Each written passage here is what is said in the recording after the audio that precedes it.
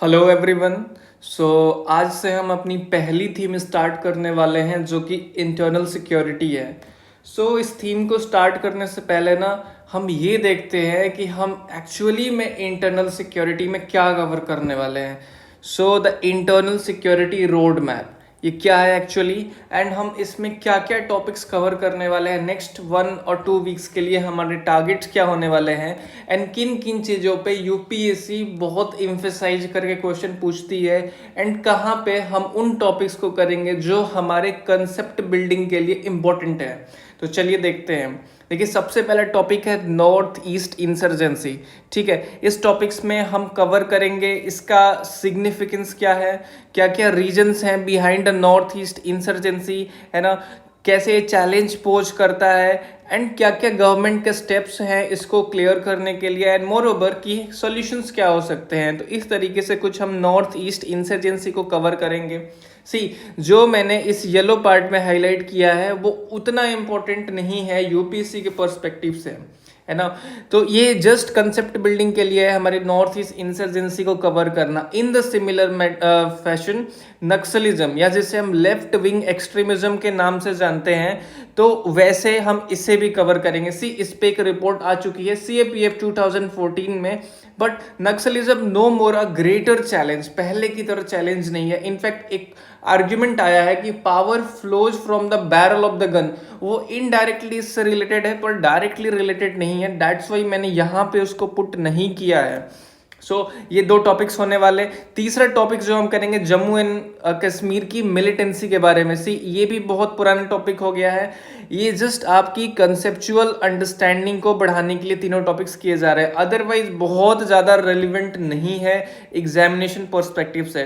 ठीक है, तो जम्मू एंड कश्मीर मिलिटेंसी भी हम उसी तरीके से करेंगे, क्या क्या रीजंस हैं बिहाइंड इट, चैलेंज कैसे था वो, गवर्नमेंट ने क्या स्टेप्स लिए हैं, and what is the step forward, क्या क्या सॉल्यूशंस होने वाले हैं। तो ये सारी चीज़ें डिस्कस करेंगे। ठीक है, पर उसमें मैं बेसिक टेम्पलेट्स आपको बताऊंगा, क्या क्या रेडीमेड इंट्रोडक्शंस हो सकते हैं, क्या कीवर्ड्स होते हैं, जो भी मैंने आंसर राइटिंग वाली क्लास में बताई है वो सारी चीज़ें इंप्लीमेंट करके दिखाऊंगा to the very practical and holistic approach से। ठीक है, अब जो हमारा चौथा टॉपिक होने वाला है वो है टेररिज्म। टेररिज्म एक इंपॉर्टेंट टॉपिक है, एंड इस पे 2 बार यूपीएससी ने क्वेश्चन पूछा है, 2010 में और 2014 में, है ना। तो इस टॉपिक को इन डिटेल कवर करेंगे।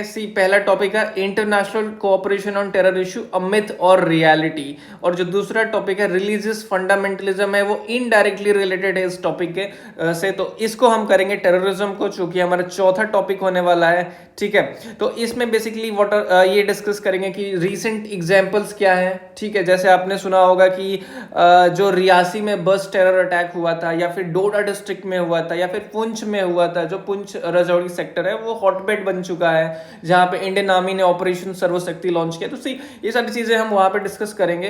तो उसमें बेसिकली देखेंगे टेररिज्म में कि क्या क्या डिफरेंट कॉजेज हैं टेररिज्म के, उसके इम्पैक्ट्स क्या क्या होते हैं, बहुत सारे डायमेंशंस इसके निकालेंगे। फिर ये चैलेंज क्यों है, नॉन स्टेट एक्टर और स्टेट एक्टर्स का इसमें क्या रोल होता है, गवर्नमेंट की क्या क्या इनिशिएटिव है एट द नेशनल लेवल हम डिस्कस करेंगे, and at the international level. क्यों इंटरनेशनल लेवल, क्योंकि यहाँ पे क्वेश्चन भी आ चुका है, तो हम दोनों चीजें डिस्कस करेंगे। एंड देन उसी में ही एक रिलीजियस फंडामेंटलिज्म का टॉपिक रहेगा, इनडायरेक्टली रिलेटेड है, तो वो भी डिस्कस कर लेंगे। एंड देन आफ्टर हमारे क्या क्या सॉल्यूशंस होने वाले हैं, क्या हम कंक्लूजन करेंगे, ये सारी चीजों पे भी हम डिस्कस करेंगे। तो इस तरीके से हम बहुत होलिस्टिक वे में टेररिज्म को कवर करेंगे। पांचवा टॉपिक जो हमारा होने वाला है वो है बॉर्डर मैनेजमेंट। बॉर्डर मैनेजमेंट में दो चीजें होती हैं, पहली होती है कि लैंड बेस्ड बॉर्डर, ठीक है, दूसरी होती है मैरीटाइम बॉर्डर। तो ये दोनों इक्वली इंपॉर्टेंट है। जनरली हम लैंड बॉर्डर पे ज्यादा एम्फेसाइज करते हैं, बट मैरीटाइम कंसर्न में भी ये this is a very important topic अभी के टाइम में। ठीक है, तो इस तरीके इस पे आप देखोगे कि 2-3 क्वेश्चन ऑलरेडी आ चुके हैं, जैसे कि इंडियन इंटरनेशनल बॉर्डर एक चैलेंजिंग एक्सरसाइज है इंडियन आर्म फोर्सेस के लिए, इसको गार्ड करना है, सिक्योर करना है। जैसा इनफिल्ट्रेटेड इनडायरेक्टली रिलेटेड है, ठीक है, जब ये करेंगे तो उसमें इंट्रिंसिकली ये टॉपिक कवर होगा। तो और ये जो टॉपिक है ये थोड़ा सा एनालिटिकल साइड भी है, और आप चाहो तो बॉर्डर मैनेजमेंट से भी रिलेट कर सकते हो। तो बॉर्डर मैनेजमेंट जब हम करेंगे तो हम दोनों चीज़ों को इक्वली इंपॉर्टेंस देके करेंगे। एंड इसमें मैं बहुत ही होलिस्टिक तरीके से बताऊंगा कि हर बॉर्डर का है, जैसे कि इंडिया पाकिस्तान बॉर्डर, या इंडो नेपाल बॉर्डर, या इंडिया चाइना बॉर्डर, या इंडो भूटान बॉर्डर, हर बॉर्डर का क्या सिग्निफिकेंस है, क्या क्या वहाँ पे चैलेंज पोज हो रहे हैं, सिंगल चीज़ों में बात करेंगे। एंड देन हम आंसर्स में जब हमें लिखना होगा तब हम सारी चीज़ों को मिला के क्या चैलेंजेस पोज होते हैं वो हम डिस्कस करेंगे। तो हर तरीके से कंसेप्चुअल अंडरस्टैंडिंग भी करेंगे एंड मोर ओवर जो हमें कॉपी में लिखना है वो चीज़ें, वो कीवर्ड्स वगैरह भी डिस्कस करेंगे। ठीक है, यहाँ पे बहुत सारी कमिटीज़ के आपको रिकमेंडेशन में बताऊंगा, जैसे कि मधुकर गुप्ता कमेटी, जैसे कि सेतकर कमेटी, जैसे कि जीपी भटनागर कमेटी। ठीक है, तो इस तरह की चीज़ें हम डिस्कस करेंगे एंड मैरीटाइम बॉर्डर्स में भी काफ़ी होलिस्टिक तरीके से हम कवरेज करेंगे। ठीक है, तो ये हमारा 5वां टॉपिक रहेगा।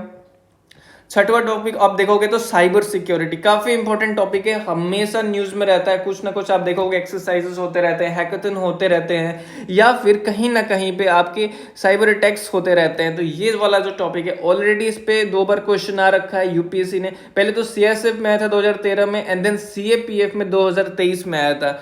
सो इसको हम बहुत ही तरीके से करेंगे साइबर सिक्योरिटी को।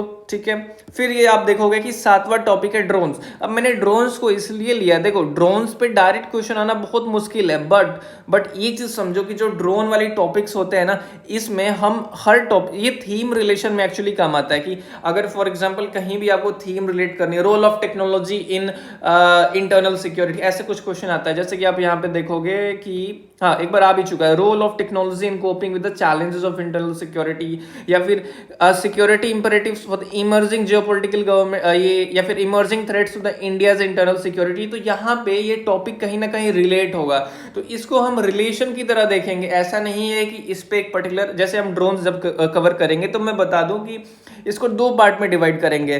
पहली चीज कि इसका पॉजिटिव यूजेस कहाँ पे होता है, दूसरी चीज इसका निगेटिव यूजेस कहाँ पे होता है। तो जहां पे हमें केस स्टडीज लगानी होगी, जहां पे हमें एग्जाम्पल्स लगाने होंगे, वहां ये टॉपिक काम आएगा। ठीक है, ड्रोन।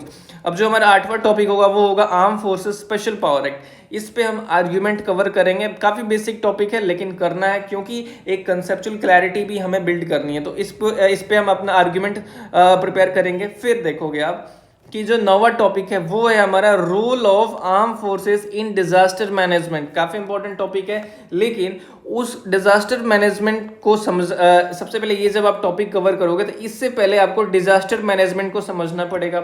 सीएपीएफ 2015 में क्वेश्चन भी आ रखा है, disaster management system in India. ठीक है, तो यहाँ पे हम इसको काफी होलिस्टिक तरीके से डील करेंगे और यहाँ मैं बताऊंगा कि डीआरआर क्या होता है, ट्रिपल बी कॉन्सेप्ट क्या होता है, फिर आपका आरआरआर कॉन्सेप्ट क्या होता है। ठीक है, ये राइज रोर वाला वो मूवी नहीं है, ये तीनों कॉन्सेप्ट्स में आपको बताऊंगा किस तरह के कंक्लूजन आप बिल्ड कर सकते हो। एंड फिर उसमें डिजास्टर मैनेजमेंट में क्या क्या सिक्योरिटी फोर्सेस की रोल्स एंड रिस्पॉन्सिबिलिटीज होने वाली हैं। तो मेन हमारा कवरेज इसको करना होगा, बट थोड़ी सी कंसेप्चुअल अंडरस्टैंडिंग के लिए हम इस टॉपिक को भी टच करेंगे। ठीक है, again that police reforms we will discuss. तो पुलिस रिफॉर्म्स बस एक कंसेप्चुअल क्लैरिटी के लिए मैं बता रहा हूं कि जो मैंने इस येलो से हाईलाइट किया है इंपॉर्टेंट है आपकी अंडरस्टैंडिंग के लिए, बहुत ज्यादा इंपॉर्टेंट नहीं है कि यूपीएससी क्वेश्चन पूछेगी। ठीक है, अब देखो ये जो टॉपिक है रोल ऑफ मीडिया, वैसे तो डिजिटल मीडिया वाली जो थीम है वहां पे भी ये कनेक्ट होगा, बट स्टिल मैंने इसको इंटरनल सिक्योरिटी में रखा क्योंकि इसका हाईली सिग्निफिकेंस रोल है। एंड सी आप देखोगे इस पे बार बार क्वेश्चन आते हैं, तो इस पे मैं पहले तो एक चीज करूंगा कि आपको बेसिक चीजें बताऊंगा, जैसे बेसिक नोट्स आपको प्रिपेयर करना होगा, कैसे पॉजिटिव यूज होता है सोशल मीडिया, कहाँ नेगेटिव यूज होता है, कुछ केस स्टडीज बताऊंगा जो आपको ध्यान में रखना है। एंड देन हम यहाँ पे मेन फोकस करेंगे इन टॉपिक्स को ब्रेनस्टॉर्मिंग करने पे, जैसे कि the impact of social media on social relationship 2019 का क्वेश्चन है। 2020 में फिर आया था crisis of credibility in Indian electronic media, again the role of media. फिर आप देखोगे modern means of telecommunication, again the role of media. तो आप देखोगे media, role of media in election, तो काफी बार यहाँ तो इंटरनल सिक्योरिटी को रिलेट करके पूछा गया है। यहाँ पे इंडिपेंडेंट क्वेश्चंस हैं मीडिया को लेके, जैसे यहाँ पे देखोगे इंटरनल सिक्योरिटी को रिलेट किया कैसे कि टेररिज्म और मीडिया का इफेक्ट है ना, एक दूसरे पे इन्होंने थीम्स को इंटरकनेक्ट किया। तो इस तरीके से देखो जब हम रोल ऑफ मीडिया करेंगे तो हम मेनली इसमें से 2-3 जो टॉपिक्स हैं, जैसे कि ये, इसमें से कोई भी 3-4 टॉपिक हम चूज करेंगे और इन पे ब्रेनस्टॉर्मिंग करेंगे। ठीक है, और देन अपने बेसिक नोट्स प्रिपेयर करेंगे। तो इस तरीके से हम रोल ऑफ मीडिया को करने वाले हैं।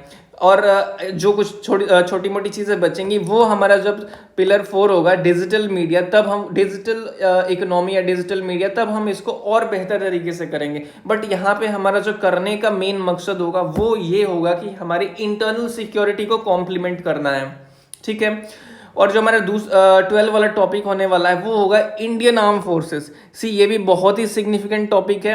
एंड अगेन मैं बता रहा हूँ यहाँ पे भी हमें जो मेन फोकस है वो इन क्वेश्चंस को प्रैक्टिस करना है, इन क्वेश्चंस पे ब्रेनस्टॉर्मिंग करना है। देखो बार बार क्वेश्चन आता है, 2022 में भी आया था कि इंडियन आर्म फोर्सेस कॉम्बिनेशन है स्ट्रेटेजिक थिंकिंग और टाइमली एक्शन दोनों का ही, तो कैसे बताओ, जस्टिफाई करो। तो यहाँ पे आपको बार बार एग्जाम्पल्स देने पड़ेंगे इस चीज को जस्टिफाई करने के लिए।